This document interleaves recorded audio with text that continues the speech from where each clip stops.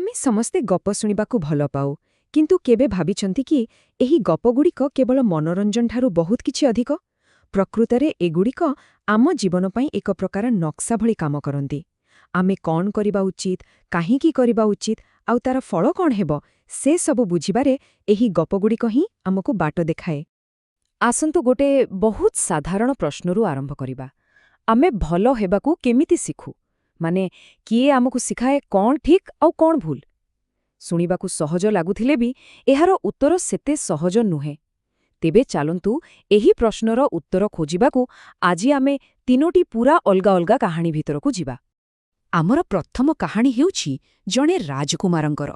ଜଣେ ଏମିତି ରାଜକୁମାର ଯିଏ ନିଜ ରାଜକୀୟ କର୍ତ୍ତବ୍ୟର ଜଞ୍ଜିରରେ ବାନ୍ଧି ହୋଇଥିଲେ, ଆଉ ତାଙ୍କ ପାଇଁ ପରମ୍ପରା ଆଉ ସମ୍ମାନର ନିୟମ ହିଁ ସବୁକିଛି ଥିଲା। ଆଉ ତାପରେ ଆମେ ଦେଖିବା ଏକ ପୂରା ଅଲଗା ଚରିତ୍ରକୁ, ଜଣେ ଅନାଥ ପିଲା ଯାହାର ଦୁନିଆରେ ନିୟମ କାନୁନ ନୁହେଁ, ବରଂ ତାର ପ୍ରତିଟି ନିଷ୍ପତ୍ତି ପଛରେ ଥିଲା କେବଳ କରୁଣା। ଆଉ ଶେଷରେ ଆମର ତୃତୀୟ କାହାଣୀ ହେଉଛି ଗୋଟିଏ ଛୋଟିଆ ଗୁଣ୍ଡୁଛି ମୂଷାର, ଯାହାର କାହାଣୀ ଆମକୁ ବହୁତ ସରଳ ଭାବରେ ବୁଝାଇଦେବ ଯେ ଆମେ ଯାହା ବି କରୁ ତାର ଫଳ ଆମକୁ ହିଁ ମିଳିଥାଏ। ଠିକ୍ ଅଛି, ତେବେ ଆମର ଯାତ୍ରା ଆରମ୍ଭ କରୁଛେ ଅଯୋଧ୍ୟାର ରାଜକୁମାର ରାମଙ୍କ କାହାଣୀରୁ। ଏଠି ଆମେ ବୁଝିବାକୁ ଚେଷ୍ଟା କରିବା ଯେ ଧର୍ମ ପ୍ରକୃତରେ କଣ, ଆଉ ଜଣକର କର୍ତ୍ତବ୍ୟର ଭାର କେତେ ହୋଇପାରେ। ରାମଙ୍କ ନିଷ୍ପତ୍ତିକୁ ଠିକ୍ ଭାବରେ ବୁଝିବାକୁ ହେଲେ ଆମକୁ ପ୍ରଥମେ ଧର୍ମ ଶବ୍ଦଟିକୁ ବୁଝିବାକୁ ପଡ଼ିବ। ଦେଖନ୍ତୁ, ଧର୍ମ କେବଳ ଗୋଟିଏ ଶବ୍ଦ ନୁହେଁ, ଏହା ଏକ ପୂରା ଜୀବନ ବଞ୍ଚିବାର ରାସ୍ତା। ଏହାର ଅର୍ଥ ହେଉଛି ନିଜର କର୍ତ୍ତବ୍ୟ, ନୈତିକତା, ସମାଜ ପ୍ରତି ଥିବା ଦାୟିତ୍ୱ, ସବୁକିଛି। ଆଉ ଏହି ଧର୍ମ ହିଁ ରାମଙ୍କ ପୂରା ଜୀବନକୁ ନିୟନ୍ତ୍ରଣ କରୁଥିଲା। ଭାବି ଦେଖନ୍ତୁ ରାମଙ୍କ ପରିସ୍ଥିତି।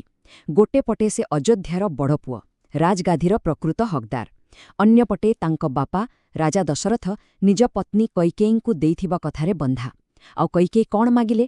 ନିଜ ପୁଅ ଭରତ ପାଇଁ ରାଜଗାଦି ଆଉ ରାମଙ୍କ ପାଇଁ 14 ବର୍ଷର ବନବାସ। ଏହା ଏକ ଏମିତି ଦ୍ୱନ୍ଦ୍ୱ ଥିଲା ଯେଉଁଠି ତାଙ୍କୁ ବାଛିବାକୁ ଥିଲା ନିଜ ଅଧିକାର ନା ବାପାଙ୍କ ସମ୍ମାନ। ଆପଣ ଭାବୁଥିବେ ରାମ କଣ କଲେ? କିନ୍ତୁ ଆଶ୍ଚର୍ଯ୍ୟର କଥା ହେଉଛି, ରାମଙ୍କ ପାଇଁ ଏଥିରେ କୌଣସି ଦ୍ୱନ୍ଦ୍ୱ ହିଁ ନଥିଲା। ତାଙ୍କ ପାଇଁ ରାସ୍ତା ପୂରା ସଫା ଥିଲା। ସେ ଗୋଟିଏ ବି ପ୍ରଶ୍ନ ନ କରି ନିଜ ଭାଗ୍ୟକୁ ଆପଣାଇ ନେଲେ। କାରଣ ତାଙ୍କ ପାଇଁ ବାପାଙ୍କୁ ଦେଇଥିବା କଥା ରଖିବା ହିଁ ସବୁଠୁ ବଡ଼ ଧର୍ମ ଥିଲା।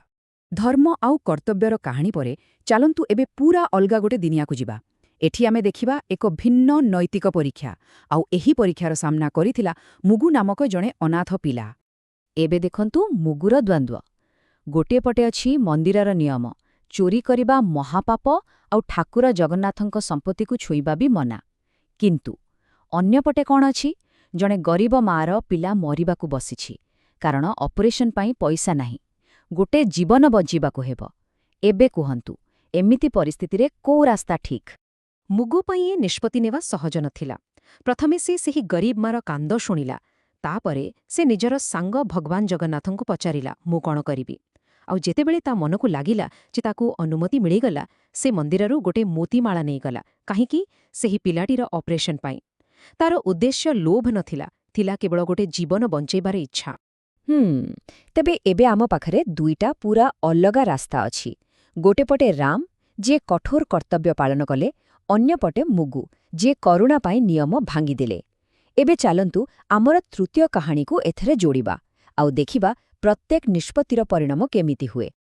ଏଥର ଆସିବା ସବୁଠୁ ସରଳ କାହାଣୀକୁ, ଚୁନଚୁନ ଗୁଣ୍ଡୁଚି ମୂଷାର କାହାଣୀ। ସେ କଣ କଲା? ଗୋଟେ ମାଙ୍କଡ଼ର ଲାଞ୍ଜକୁ ଗଛ ଡାଳରେ ବାନ୍ଧିଦେଲା।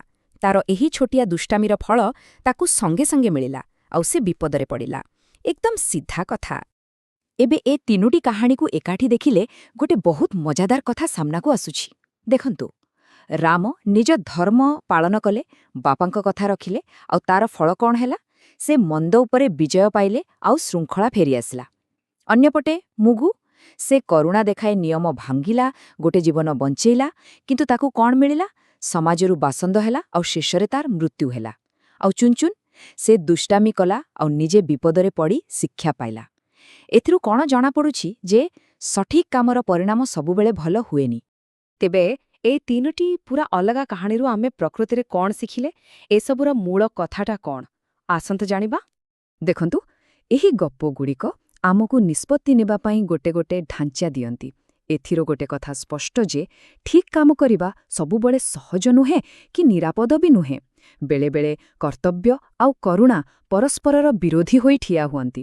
ଆଉ ସବୁଠୁ ବଡ଼ କଥା ହେଲା, ବେଳେବେଳେ ସବୁଠୁ ଦୟାଭରା କାମ ପାଇଁ ବି ସବୁଠୁ ବେଶି ଦଣ୍ଡ ମିଳିପାରେ। ଏହାର ଅର୍ଥ ହେଲା, ନୈତିକତାର କୌଣସି ସିଧାସଳଖ ଫର୍ମୁଲା ନାହିଁ।